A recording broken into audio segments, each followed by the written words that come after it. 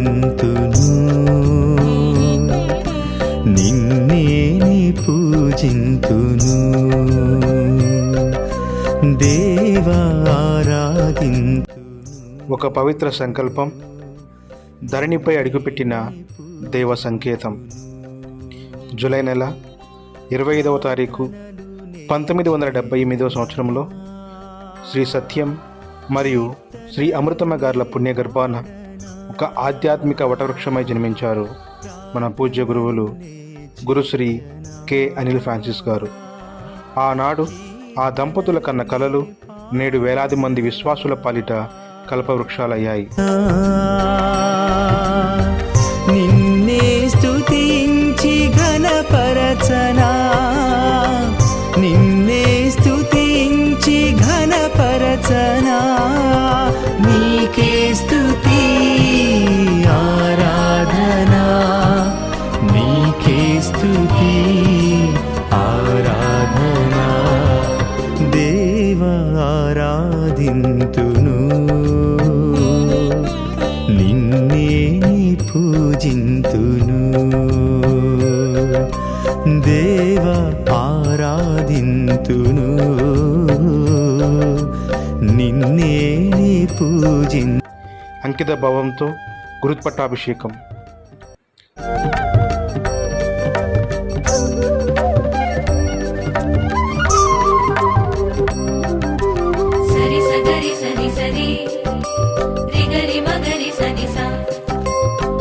April నెల 19వ తారీఖు 2007వ సంవత్సరం. ఆకాశం ఆశీర్వదించిన రోజు, పీఠం పులకించిన రోజు. మీరు స్వీకరించిన గురు పట్టాభిషేకం ఒక నూతన విప్లవానికి నాంది పలికింది. మీరు అర్పించిన తొలి దివ్య బలి పూజ ఏప్రిల్ నెల 25వ తారీఖు 2007వ సంవత్సరం.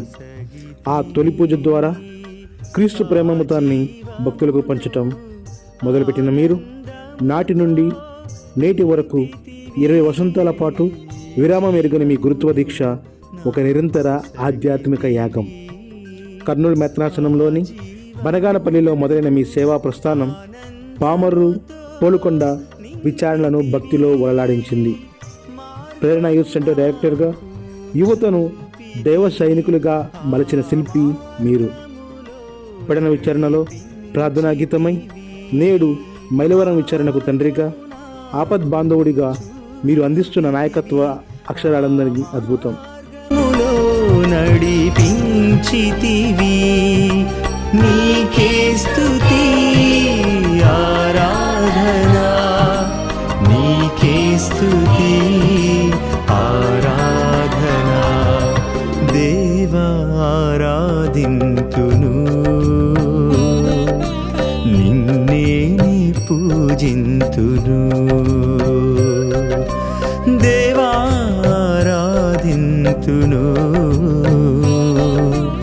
నిన్నే పూజింతును.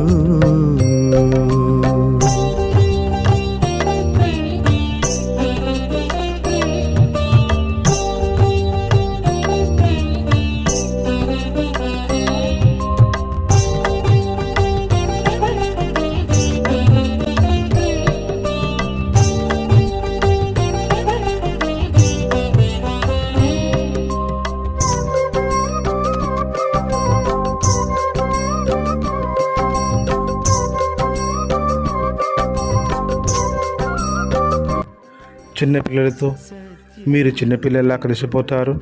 మీ చిరునవ్వు, మీ మాటలు వారిని దేవునికి మరింత దగ్గరగా చేస్తూ ఉన్నాయి. మమ్ములను వెలిగించితివి, సత్యమును బోధించితివి, ఆ సత్యముతో మమ్ములను వెలిగించితివి, దాతృత్వమును చూపితివి, ఔదార్యములో బలపరచితివి. కడబడే యువతకు ధైర్యాన్నిస్తూ వారి కలలకు రెక్కలు తొడుగుతూ ఒక మంచి దారి చూపే గొప్ప నాయకుడు మీరు.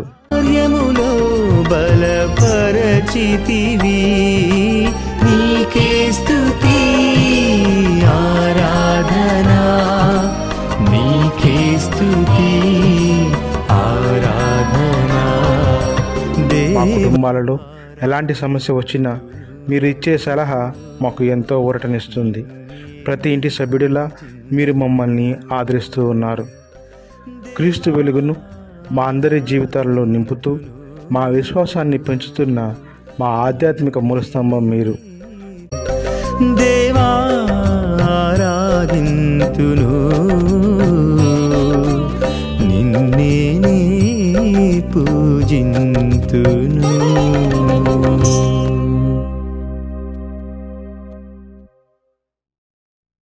స్తోత్రం సమీ. ఆశీర్వాదం ఎలా ఉన్నారు ఫాదర్? బాగున్నాను.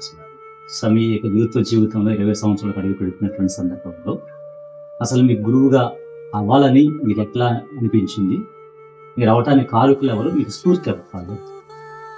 చాలా మంచి ప్రశ్న వేశారు మాస్టర్ గారు. చాలా సంతోషం. ఎందుకంటే గురుత్వ జీవితం దేవుడిచ్చిన గొప్ప వరం. ఈ గురుత్వ జీవితం అనేది అత్యున్నతమైన స్థానంగా నేను భావిస్తూ ఉంటాను.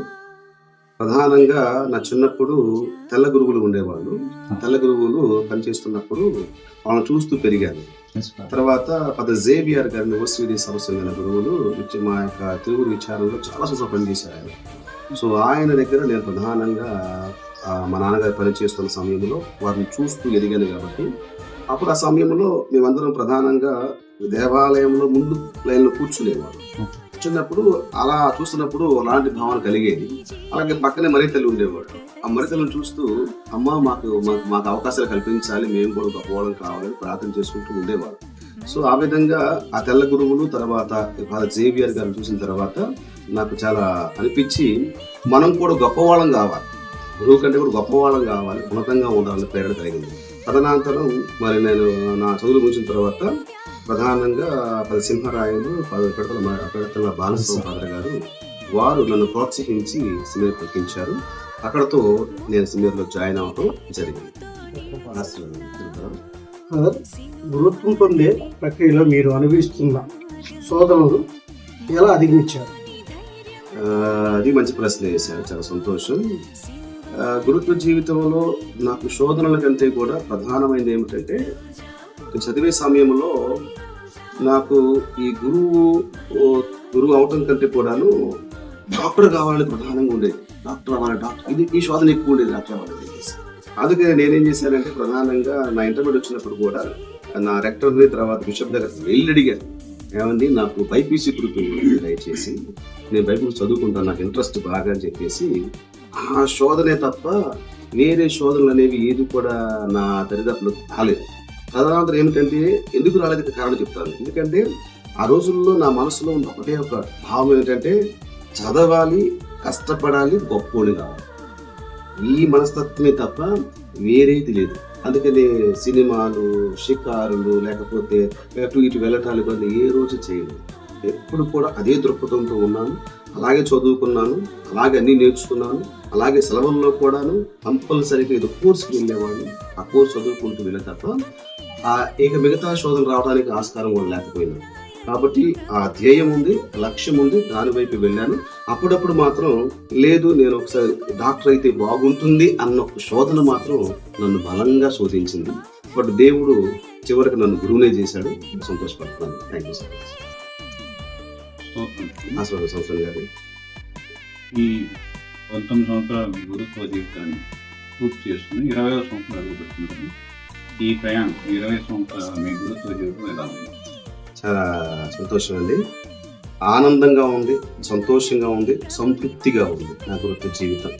ఎందుకంటే ఎక్కడికి వెళ్ళినా నా కుటుంబం అనుకున్నాను, నా కుటుంబంగానే భావించాను, వాళ్ళతో కలిసిపోయాను, వాళ్ళతోనే జీవించాను.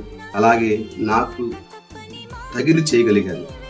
గర్వంగా చెప్పే మాట ఏంటంటే ఇంతవరకు ఎప్పుడు కూడా ఎవరికి చెడు చేయను. నా మనసా వాచ కర్మణ నచ్చకపోతే లేచి వెళ్ళిపోయాను తప్ప, లేకపోతే ఇష్టం లేకపోతే అక్కడి నుంచి పక్కకు తప్పుకున్నాను తప్ప ఏ రోజు కూడా ఒకరికి హాని చేయను. కరెక్ట్ చేశాను. కొన్ని సందర్భాల్లో ఒకసారి తిట్టి కూడా వాళ్ళని మార్చుకున్నాను తప్ప ఏ రోజు కూడా ఒకరిని నాశనం చేయాలి, నాశనం కావాలని ఏ రోజు కూడా అనుకోలేదు. అందుకని నాకు తృప్తిని ఇస్తుంది.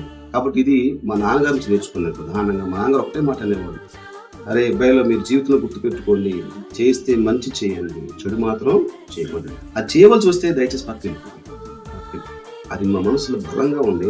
అందుకని ఇప్పటికీ నా అన్న అయినా, నేనైనా, తమ్ముడైనా, ఎవరైనా మా జీవితంలో చెడు చాలా అంటే దానికి దావు లేదు. ఏదైనా చిన్న సమస్య వచ్చినా పక్కకి వెళ్ళిపోతుంది తప్ప ఏ రోజు కూడా దాంట్లో ఉండి వాళ్ళు చెడు చేయడం అనేది జరగదు కూడా. కాబట్టి నాకు చాలా తృప్తిని ఇచ్చింది, ఆనందం ఇచ్చింది. పూర్తి జీవితం చాలా సంతోషం. ఒక 2 మాటల్లో వివరించు. చాలా సంతోషం. నేను చేసిన విచారణలో నన్ను ఒక ఆధ్యాత్మికముగా ఆప్యాయతంగా నాకు స్వాగతం పలికిన మొట్టమొదటి విచారణ మైలవరం విచారణ. ఆ రోజు చెప్పాను, ఈరోజు చెప్తున్నాను. ఎందుకంటే నేను వెళ్ళిన విచారాలన్నీ కూడా కొన్ని కష్టతరతలు ఉన్నప్పుడు వెళ్ళాను, ఇబ్బందుల్లో ఉన్నప్పుడు వెళ్ళాను. ఎందుకంటే అలాంటి పరిస్థితులు పంపించాను. నువ్వు వెళ్ళి చేయగలుగుతావు, నువ్వు చేస్తావు అన్న భావంతో వెళ్ళాను. కాబట్టి అన్ని చోట్ల నాకు కొద్దిగా వ్యతిరేకతే నాకు ఎదురైంది తప్ప ఎటువంటి ఆప్యాయతమైన ఒక వెల్కమ్ నాకు ఎదురు కాదు. కానీ ఇక్కడ మాత్రం ఎదురైంది. ఆనందపడ్డాను, సంతోషపడ్డాను. 16 సంఘాలు, అలాగే నాకున్న ఉపదేశం కావచ్చు, అమ్మగారులు కావచ్చు, సంఘం కావచ్చు, అన్నీ కావచ్చు, చాలా చక్కటి సంఘాలు, మంచి ఉపదేశాలు, మంచి పెద్దలు, మంచి సంఘం. కాబట్టి సంతోష ఆనందంతో హాయిగా నేను జీవితం జీవిస్తూ ఉన్నాను. కాబట్టి మైలవరం వచ్చినందుకు నేను తృప్తి పడుతున్నాను. అయితే మైలవరంలో నేను చేయవలసిన పని చాలా ఉంది. అవన్నీ చేసి వెళదామన్న గట్టి బలంతో ఉన్నాను. లేకపోతే నాకు అవకాశాలు వచ్చింది బయటకు వెళ్ళడానికి, కానీ నేను దాన్ని ఆపుకున్నాను. ఎందుకంటే వచ్చాను కాబట్టి కనీసం చేసి వెళ్ళాలనుకుంటున్నాను. కాబట్టి దేవుడు రాబోయే రోజుల్లో మరి అవన్నీ కూడా మరి దేవుడు తలంపులో నెరవేర్చాలని నేను కోరుకుంటూ ప్రార్థన చేస్తూ మైలవరం సంఘానికి, మైలవరం విచారణ అందరూ కూడా హృదయపూర్వకంగా సమర్పిస్తాను. Thank you so much. ఇంకో ప్రశ్న ఫాలో అవుతుంది. రాబోయే రోజుల్లో స్వామి మీ గురుత్వ జీవితం ఎలా ఉండబోతుంది, ఎలా ముందుకు వెళ్ళబోతున్నారు కాస్త వివరించగలుగుతారు? ఒక మాట చెప్పాలంటే యేసు ప్రభు మాట ప్రకారం, యేసు ప్రభు బాటలోనే మనం ప్రయాణం చేయాలి. అది దేవునికి మనం ఇచ్చిన మాట. కాబట్టి అదే మార్గం, వేరే మార్గం వెళ్ళిపోవడానికి అవకాశం కూడా దేవుడు మెచ్చే మార్గం కాదు. అయితే ఉన్న పరిస్థితుల్లో ఆధునిక ప్రపంచంలో అనేక శోధనలు ఉన్నాయి. కులతత్వం ఉంది, వర్గతత్వం ఉంది, అనేక రకాలైన వ్యత్యాసాలతో కూడి ఉన్నాయి. అయినప్పటికీ కూడా మనం యేసు ప్రభు బాటలో ముందుకు వెళ్ళినప్పుడు దేవుడు తప్పనిసరిగా మన సేవ నిరంతరంగా ఫలింపచేస్తాడు అన్న విశ్వాసం కలిగిన వ్యక్తిని, అలాగే అందరినీ కలుపుకొని అందరిని తీసుకొని దేవుని సాన్నిధ్యానికి మనం వెళ్ళాలి. కాబట్టి అటువంటి యోగ్యత ఎల్లప్పుడూ కలిగి ఉండాలని కోరుకుంటున్నాను. అలాగే నా బలమైన అభిలాష ఏమిటంటే నేను గురువుగా పనిచేస్తున్నప్పుడే దేవుడు తీసుకెళ్తే అంతకంటే సంతోషం నాకు ఒకటి నేను కోరుకుంటున్నాను. థ్యాంక్ యూ ఫర్ చివరగా ఈ గురుత్వ పట్టాభిషేకం యూనివర్సిటీ జరుపుకున్న సందర్భంగా మన విశ్వాసులకి, మన విశ్వాసులకి మీరు ఇచ్చే సందేశం ఒకటే సందేశం. మా అందరం దేవుని బిడ్డల, దేవుని నుంచి ఎందుకు చేయబడ్డ వాళ్ళ మనం. కాబట్టి ఆ దేవుని మర్చిపోకూడదు. కాబట్టి మీరందరూ కూడా దేవుని సాన్నిధ్యానికి రండి. నేను ఎప్పుడు మీకోసం ప్రార్థన చేస్తూనే ఉంటాను, మీ మంచి కోరుకుంటున్నాను, మీ కుటుంబాలు చల్లగా ఎప్పుడు కోరుకుంటాను. అలాగే నా కోసం ప్రార్థన చేయండి. నేను ఎప్పుడు కూడా మీకోసం ప్రార్థన చేస్తానని మాట ఇస్తున్నాను. అలాగే ఎప్పుడు కూడాను మిమ్మల్ని నా గుండెల్లో పెట్టుకొని మీ అందరి కోసం ప్రార్థన చేస్తూ దీవిస్తూ నా యొక్క సేవలు కొనసాగిస్తానని మాట ఇస్తున్నాను. Thank you so much. Thank you.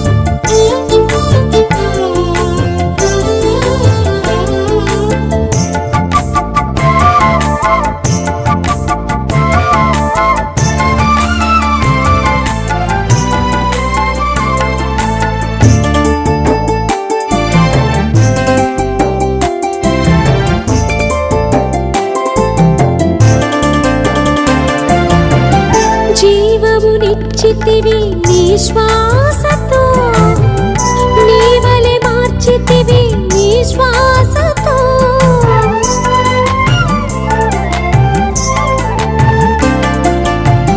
జీవమునిచ్చితివి నీ శ్వాసతో, నీవలె మార్చితివి నీ శ్వాసతో. ప్రతి ఘడియ నిన్ను స్మరించెదా, ప్రతి ఘడియ నిన్ను స్మరించెదా. ప్రతి జీవిని జీవింపజేసెదా, ప్రతి జీవిని జీవింపజేసెదా. జీవింతును నీ శ్వాసలో, ప్రేమింతును నీ ప్రేమతో, ప్రేమింతును నీ ప్రేమతో.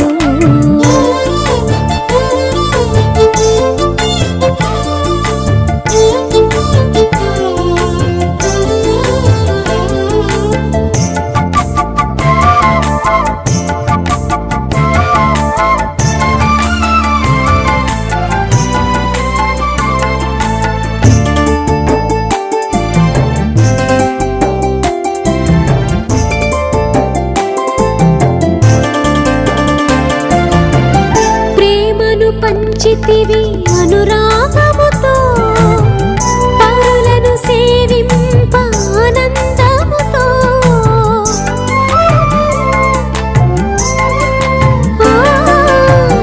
ప్రేమను పంచితివి అనురాగముతో, పరులను సేవింప ఆనందముతో. ప్రతి ఘడియ నిన్ను స్మరించెదా, ప్రతి ఘడియ నిన్ను స్మరించెదా. ప్రతి జీవిని జీవింపజేసెదా, ప్రతి జీవిని జీవింపజేసెదా. జీవింతును నీ శ్వాసలో, ప్రేమింతును నీ ప్రేమతో. జీవింతును నీ శ్వాసలో, ప్రేమింతును నీ ప్రేమతో. నా జీవితమే నీ శ్వాసగా, నా సేవయే నీ ప్రేమగా. నా జీవితమే నీ శ్వాసగా, నా సేవయే నీ ప్రేమగా. జీవింతును నీ శ్వాసలో, ప్రేమింతును నీ ప్రేమతో, ప్రేమింతును నీ ప్రేమతో.